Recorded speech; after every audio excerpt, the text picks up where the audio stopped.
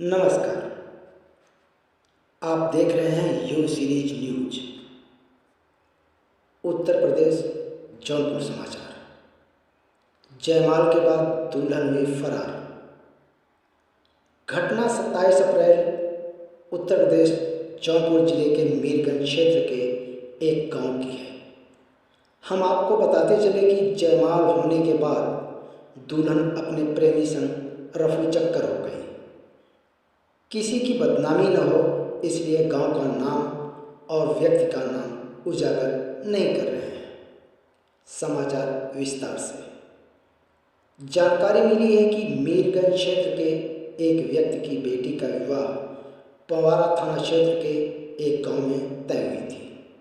27 अप्रैल की निश्चित तारीख पर बारात उनके द्वार पर आई। बारातियों ने स्वागत सत्कार और द्वारचार की रस्म के बाद रात 11 बजे जयमाल कार्यक्रम भी संपन्न हो गया।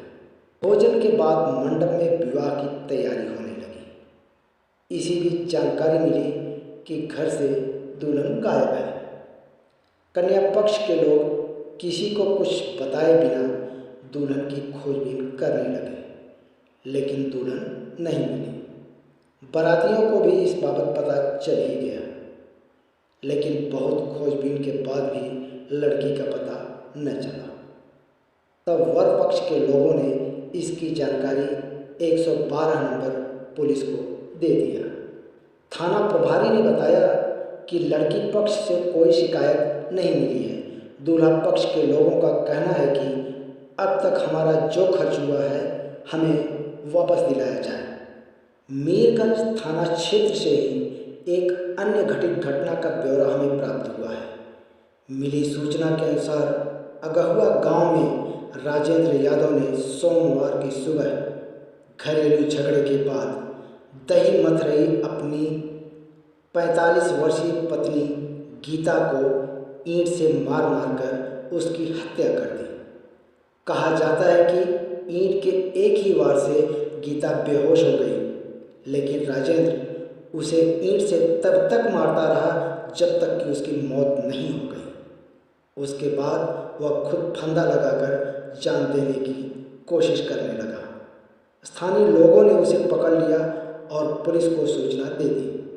पुलिस ने उसे अरेस्ट कर लिया है। स्थानीय लोगों का कहना है कि राजेंद्र यादव बहुत ही सनकी स्वभाव का है। उसका इलाज भी कई साल से चल रहा है। अक्सर वह पत्नी से झगड़ा करता रहता था और उसके चरित्र पर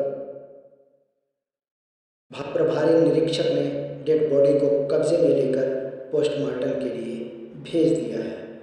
राजेंद्र यादव को हिरासत में ले लिया गया है। जबलपुर मध्य प्रदेश से मिली एक सूचना के अनुसार रजा मेटल इंडस्ट्री जबलपुर में हुआ भयानक विस्फोट। जानकारी मिली है कि 25 अप्रैल 2024 को जबलपुर मेटल इंडस्ट्री में दोपहर के वक्त एक भयानक विस्फोट हुआ।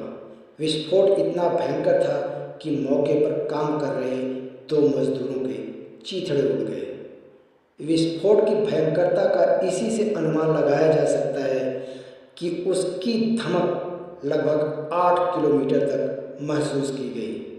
लोगों को ऐसा महसूस हुआ जैसे भूकंप के झटके लगे हों। गौरतलब बात यह है कि अभी तक ये जानकारी नहीं मिल पाई कि विस्फोट किस चीज़ से हुआ है। हम आपको बताते चले कि DIG ने रजा मेटल इंडस्ट्री के ओनर शमीम कबाड़ी पर 15,000 रुपये का इनाम घोषित किया है।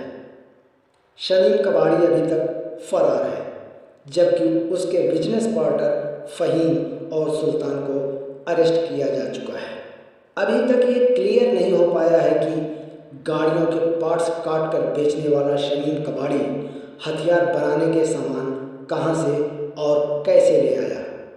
एजेंसियों ने ऑर्डिनेंस फैक्ट्री के अधिकारियों से भी पूछताछ की, लेकिन अधिकारियों ने किसी तरह के विस्फोटक सामान को कबाड़ में बेचे जाने की जानकारी नहीं दी।